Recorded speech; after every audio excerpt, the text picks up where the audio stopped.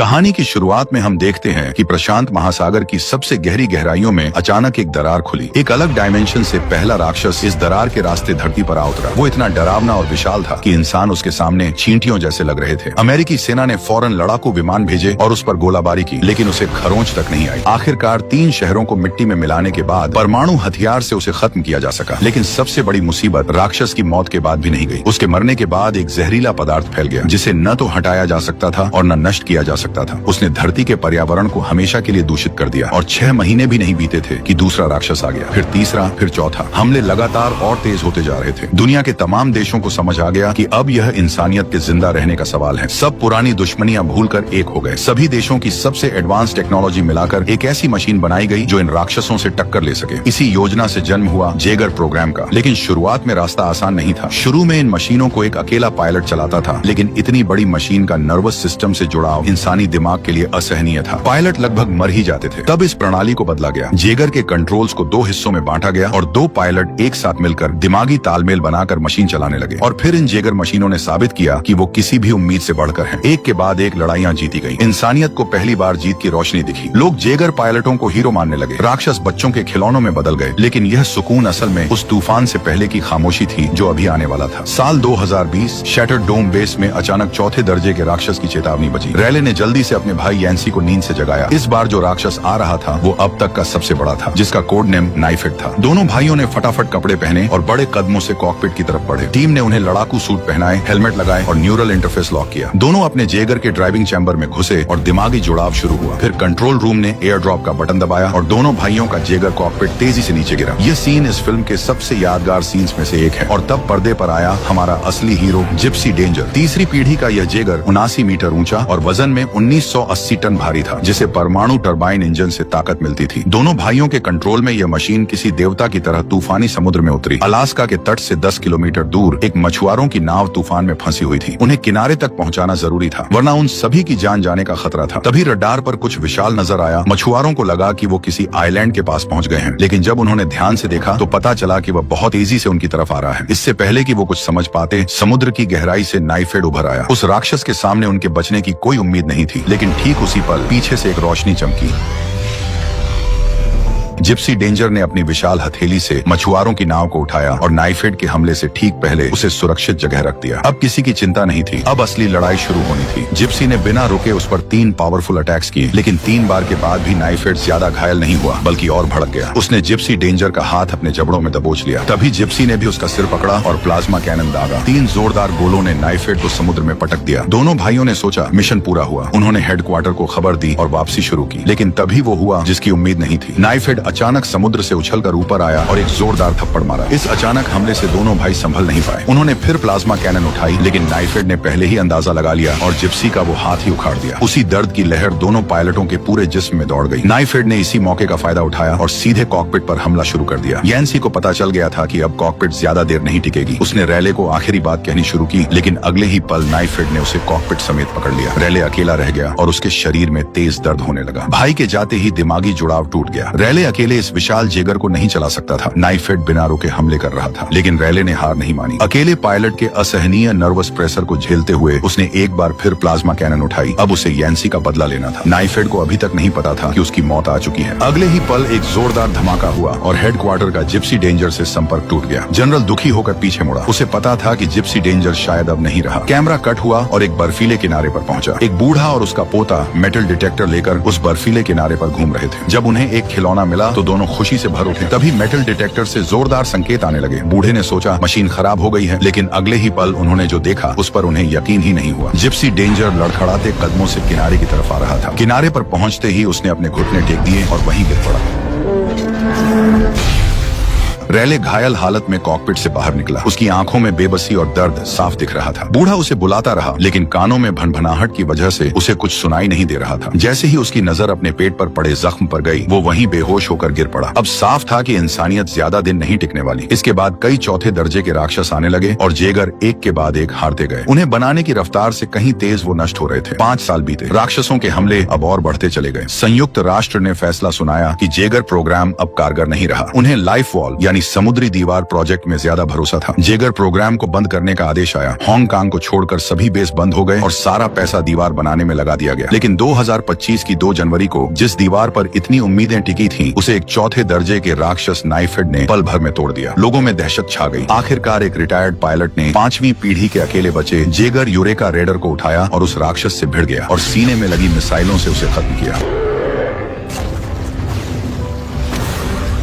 इस लड़ाई ने साफ कर दिया कि दीवार का सपना टूट चुका है और जेगर प्रोग्राम ही इंसानियत का एकमात्र सहारा है। तभी एक हेलीकॉप्टर एक पुराने कारखाने के बाहर उतरा। जनरल खुद रैले को ढूंढते हुए आया था। उनका मकसद सीधा था। वो रैले को वापस युद्ध के मैदान में उतारना चाहते थे। जिप्सी डेंजर की कमान उसे फिर से सौंपनी थी, लेकिन रैले के लिए यह इतना आसान नहीं था। भाई की मौत का साया उससे अभी तक नहीं उतरा था। किसी और के साथ दिमागी जुड़ाव बनाने की हिम्मत वो खो चुका था। उसने माफी मांगी और मुड़कर जाने लगा, लेकिन जनरल ने हार नहीं मानी। इंसानियत की जिंदगी और मौत के इस मोड़ पर रैले ने आखिरकार हाँ कह दी। वो जनरल के साथ शैटर्ड डोम बेस पहुंचा, जहां उसकी फ्यूचर गर्लफ्रेंड मोरी माँ को पहले से उसका इंतजार कर रही थी। जनरल ने रैले को बेस का दौरा कराया। एक वक्त था जब यहाँ 30 जेगर खड़े रहते थे, लेकिन अब सिर्फ 4 बचे थे। पहला था क्रिम्सन टाइफून, चीन में बना चौथी पीढ़ी का जेगर, जिसके 3 हाथ इसे क्लोज कॉम्बैट में बेजोड़ बनाते थे। दूसरा था चेर्नो अल्फा, रूस में बना पहली पीढ़ी का जेगर। यह पुराना जरूर था, लेकिन ताकत और कवच में सबसे भारी। तीसरा था यूरेका रेडर, ऑस्ट्रेलिया में बना 5वीं पीढ़ी का जेगर, जो सबसे तेज और सबसे घातक एकमात्र 5वीं पीढ़ी की मशीन थी। और चौथा था रैले का अपना जिप्सी डेंजर, जिसे अब पूरी तरह मॉडिफाई कर दिया गया था। अब जरूरत थी रैले के लिए एक को पायलट ढूंढने की। नियम था कि जो भी रैले को हरा दे वही उसका साथी बनेगा। एक एक करके सभी कैंडिडेट उतरे और एक एक करके हारते गए। 10-12 लड़ाइयों के बाद रैले का मन उठ गया। उसने सीधे माको मोरी को चुनौती दी। जनरल के पास और कोई चारा नहीं था। माको ने लड़ाई का स्टैंस बनाया। वह पूरी तरह सीरियस थी। रैले ने भी अपना सबसे निडर अंदाज दिखाया। लड़ाई शुरू हुई। माको बाहर से नाजुक दिखती थी, लेकिन उसके वार इतने तेज और सटीक थे कि रैले पर भारी पड़ने लगे। पहला अंक माको को मिला। रैले ने तब जवाब दिया और एक दांव से उसे पलट दिया। आखिरी फैसले की बारी में माको ने अपनी पूरी ताकत झोंक दी और जीत अपने नाम कर ली। रैले ने अपना मन बना लिया कि वही उसकी को पायलट बनेगी, लेकिन जनरल ने सीधे हाँ नहीं कहा। उन्होंने दोनों को 2 घंटे बाद ट्रेनिंग डोम में बुलाया। वहाँ दोनों ने लड़ाकू सूट पहने और पहली बार असली दिमागी जुड़ाव शुरू किया, लेकिन जुड़ाव आसान नहीं था। रैले के दिमाग में भाई की मौत का वो पल फिर उभर आया। नर्वस सिस्टम में उथल पुथल मची और जुड़ाव टूट गया। रैले ने अपनी इच्छा शक्ति से खुद को संभाला, लेकिन माँ को पहली बार के इस तूफान को नहीं संभाल पाई। माँ को अपनी पुरानी यादों में खो चुकी थी। रैले चाहे जितना पुकारे, लेकिन माको पर कोई असर नहीं हुआ। उन यादों में छोटी माको का शहर राक्षस के हमले में तबाह हो रहा था। माँ बाप उससे बिछड़ चुके थे। अकेली और बेबस छोटी माको बस भागती रही। राक्षस ने उसे एक तंग गली में घेर लिया। जैसे ही उसका विशाल चेहरा माको के करीब आया, डर के मारे उसने अनजाने में अपना दाहिना हाथ उठा दिया और इसी से असल दुनिया में जिप्सी डेंजर की प्लाज्मा कैनन चालू हो गई। अगर वो फायर हो जाती तो पूरा बेस तबाह हो जाता, लेकिन एक कर्मचारी ने फुर्ती दिखाई और मेन पावर का तार खींच लिया। कैनन रुक गई और एक बड़ी तबाही टल गई। माको भी धीरे धीरे अपनी यादों से बाहर आई। हादसे के बाद जनरल ने दोनों को बुलाया और गुस्से में माको को रैले की को पायलट के पद से हटा दिया। रैले समझ नहीं पाया, क्योंकि माको से बेहतर कोई नहीं था, लेकिन फिर उसे समझ आया, यादों में जो राक्षस माको को मारने वाला था, उसे किसी ने अचानक एक तरफ खींच लिया था। जब माको ने झांक कर देखा तो राक्षस खत्म हो चुका था और उसे खत्म करने वाला जनरल का ही जेगर टैंगो ओरे था। उसी दिन से जनरल ने छोटी माको को अपनी बेटी की तरह अपना लिया था। माको को बचाना जनरल के लिए सिर्फ एक मिशन नहीं था, ये उसका दिल का रिश्ता था। इसीलिए वो उसे खतरे में नहीं देखना चाहता था। रैले ने जनरल से माको के लिए बात करनी चाहिए, लेकिन जनरल टस से मस नहीं हुआ। रैले बोला कि यह उसकी सुरक्षा नहीं, बल्कि माको की ताकत को दबाना है। तभी सिस्टम में रेड अलर्ट आया। इतिहास में पहली बार एक साथ 2 राक्षसों का संकेत मिला था। 2 चौथे दर्जे के राक्षस लेदरबैक और ओटाची एक साथ उसी दरार से निकल रहे थे। हालात बेहद गंभीर थे। जनरल ने फौरन रणनीति बनाई। उसने तुरंत क्रिम्सन टाइफून और चेर्नो अल्फा को लड़ने के लिए आगे भेजा। यूरेका रेडर को पिछली तरफ से खुले पानी की निगरानी पर तैनात किया गया। रैले और माको को फिलहाल रुकने का आदेश था। दोनों जेगर तुरंत तट पर पहुंचे। समुद्र की सतह पर बड़े बड़े कदम रखते हुए हर हलचल पर ध्यान रखने लगे। तभी बिना किसी चेतावनी के लेदरबैक पानी से उछला और क्रिम्सन टाइफून को एक पूंछ के वार से दसियों मीटर दूर उड़ा दिया। तीनों भाई तेजी से अपनी फॉर्मेशन में वापस आ गए। उन्होंने तेजी से अपनी रोटेटिंग ब्लेड तैनात किए और तीनों हाथ एक साथ घुमाते हुए लेदरबैक पर टूट पड़े। उन घुमावदार लपटों जैसे हाथों ने राक्षस के जिस्म को काटना शुरू किया, लेकिन लेदरबैक ने चालाकी दिखाई। उसने क्रिम्सन के दोनों हाथ पकड़ लिए। क्रिम्सन ने तब अपने पूरे इंजन की ताकत लगाकर एक जोरदार जंप मारी। वह हवा में घूमा और लेदरबैक को झटके से दूर फेंक दिया। चेर्नो अल्फा तुरंत आगे आया और लेदरबैक के सिर पर जोरदार मुक्के बरसाए, लेकिन अगले ही पल लेदरबैक की पूंछ ने उसे भी ढेर कर दिया। उसी मौके का फायदा उठाकर लेदरबैक ने अपनी मजबूत पूंछ क्रिम्सन टाइफून के सिर के चारों तरफ लपेट दी और इससे पहले कि 3 भाई कुछ कर पाते, क्रिम्सन का सिर चूर हो गया और वो गिर पड़ा। साथी को गिरते देख चेर्नो अल्फा में रूसी जोड़े का खून उबल उठा। वो बदला लेने झपटे, लेकिन लेदरबैक का एक और दांव बाकी था। उसके मुंह से तेज एसिड की धार निकली, जिसने चेर्नो अल्फा की अनब्रेकेबल समझी जाने वाली मजबूती को पल भर में गला दिया। मुसीबत में चेर्नो अल्फा ने यूरेका रेडर को पुकारा। यूरेका पूरी रफ्तार रफ्तार से आगे बढ़ा, लेकिन तभी दूसरा राक्षस ओटाची पानी से उछला और पीछे से हमला कर दिया। उसके तीखे पंजों ने चेर्नो अल्फा का कॉकपिट फाड़ दिया। यूरेका रेडर चेर्नो की मदद को आना चाहता था, लेकिन लेदरबैक ने रास्ते में ही उसे रोक लिया। दोनों के बीच लड़ाई चल रही थी और इधर चेर्नो अल्फा ओटाची के सामने टिक नहीं पाया। ओटाची ने चेर्नो अल्फा का इंजन तोड़ दिया और दोनों पायलट उसी जेगर के साथ खत्म हो गए। अब सिर्फ यूरेका रेडर बचा था। उसने लेदरबैक को उठाया और जोर से दूर फेंका। जैसे ही वो पानी में गिरा, यूरेका ने अपनी मिसाइलें दागने की तैयारी की, लेकिन ओटाची ने खतरा भांप लिया। उसने अपने सिर के ऊपर इलेक्ट्रोमैग्नेटिक पल्स इकट्ठी की और एक विशाल इलेक्ट्रिक वेव छोड़ी। यूरेका रेडर करंट लगने जैसा थरथराया और उसके पूरे कंट्रोल्स चले गए। और सिर्फ यूरेका ही नहीं, जहाँ तक वो तरंग पहुंची, हर बिजली की चीज ठप हो गई। पूरा बेस अंधेरे में डूब गया। अब जनरल के पास कोई चारा नहीं था। रैले और माको को जिप्सी डेंजर लेकर जाने का आदेश दिया गया। उधर लेदरबैक हांगकांग के किनारे तक पहुंच चुका था, लेकिन वो तबाही मचाने की बजाय किसी को ढूंढ रहा था। लोग शहर छोड़कर अंडरग्राउंड बंकर में छिप गए। ओटाची यूरेका रेडर को तुरंत खत्म नहीं कर रहा था, बस उसके चारों तरफ घूम रहा था। हैंसन बाप बेटे असली मर्द निकले। वह कॉकपिट से बाहर निकले और ओटाची की आंखों के सामने सिग्नल फ्लेयर दागे। उन्होंने बिना डरे आखिरी लड़ाई लड़ी। इस हिम्मत ने ओटाची को भड़का दिया। उसने अपने विशाल हाथ उठाए और आखिरी वार करने को तैयार हुआ, लेकिन तभी जिप्सी डेंजर ने अपनी हीरो वाली एंट्री मारी। ओटाची उसे देखकर पागल हो उठा और सीधे उस पर झपटा। जिप्सी ने एक फुर्तीला कदम उठाया और बचते हुए ओटाची को पीछे धकेला। फिर उसके उस अंग को पकड़ा जिससे इलेक्ट्रोमैग्नेटिक पल्स निकलती थी और पूरी ताकत से उसे नोच लिया। ओटाची दर्द से चिल्लाया और बेकाबू होकर उसने जिप्सी डेंजर को अपनी बाहों में जकड़ लिया। उसने उसे कुचलने की कोशिश की, लेकिन जिप्सी की मजबूती उसके वश की नहीं थी। हार मानकर उसने जिप्सी को एक तरफ उछाल दिया। जिप्सी हवा में उड़ा और बंदरगाह पर जा गिरा और दसियों मीटर तक जमीन पर घिसकता रहा। तब ओटाची भारी कदमों से जिप्सी की तरफ बढ़ा। रैले और माको का खून खौल उठा। उन्होंने जिप्सी को आगे दौड़ाया, रफ्तार बढ़ाई और हवा में उछलकर सैकड़ों टन का मुक्का ओटाची के सिर पर दे मारा। ओटाची चकरा गया, लेकिन जिप्सी रुका नहीं। एक के बाद एक कई मुक्के बरसाता रहा। कुछ वारों के बाद ओटाची बुरी तरह थकने लगा। तब उसने पास खड़ी एक क्रेन उठाई और जिप्सी पर दे मारी। जिप्सी ने भी जमीन से एक भारी चीज उठाई और उसे उसके सिर पर तोड़ दी। फिर प्लाज्मा कैनन दागी और ओटाची के पेट पर एक के बाद एक गोले मारे, लेकिन ओटाची की जान इतनी सख्त थी कि उसने 15 से ज्यादा प्लाज्मा वार झेल ली। तब जाकर उसका एक पूरा हाथ उखड़ा और वो धीमा पड़ गया। जिप्सी ने उसकी लाश एक तरफ फेंकी, लेकिन जाने से पहले कुछ और प्लाज्मा गोले दागे। जब तक ओटाची का शरीर पूरी तरह बर्बाद नहीं हो गया, रैले ने फायरिंग नहीं रोकी। रैले की यह सावधानी बेवजह नहीं थी। साल पहले नाइफेड के साथ लड़ाई में उसने और यांशी ने भी यही गलती की थी कि राक्षस को मरा समझ लिया था। उसी भूल की कीमत उसके भाई ने जान देकर चुकाई थी। अब बारी थी हांगकांग शहर में छुपे लेदरबैक की। लेदरबैक शहर के अंदर घुस चुका था, लेकिन वह तबाही नहीं मचा रहा था। वो किसी को ढूंढ रहा था, और वो था वैज्ञानिक डॉक्टर न्यूट, जिसने राक्षस के दिमाग से खुद को जोड़कर उनके राज जानने की कोशिश की थी। लेकिन इस एक्सपेरिमेंट में उसके अपने विचार भी राक्षसों के मालिकों तक पहुंच गए थे। इंसानों का हर प्लान दुश्मन को पता चल गया था। यही कारण था कि राक्षसों ने जेगर की कमजोरियां जान ली थी। जिप्सी डेंजर एक जहाज को खींचते हुए हांगकांग की गलियों में घुसा। उन्होंने उस जहाज को उठाकर लेदरबैक के सिर पर दे मारा। लेदरबैक चकरा गया, लेकिन वो भी चालाक था। उसने तुरंत अपनी पूंछ से जहाज को जकड़ा और एक झटके में दूर फेंक दिया। फिर पूंछ घुमाई और जिप्सी को उड़ा दिया। जिप्सी खड़ा हुआ और लेदरबैक को ढूंढने लगा, लेकिन वो किसी इमारत में छुप गया था। जिप्सी सतर्क होकर गलियों में खोजता रहा। तभी लेदरबैक एक इमारत से झपटा।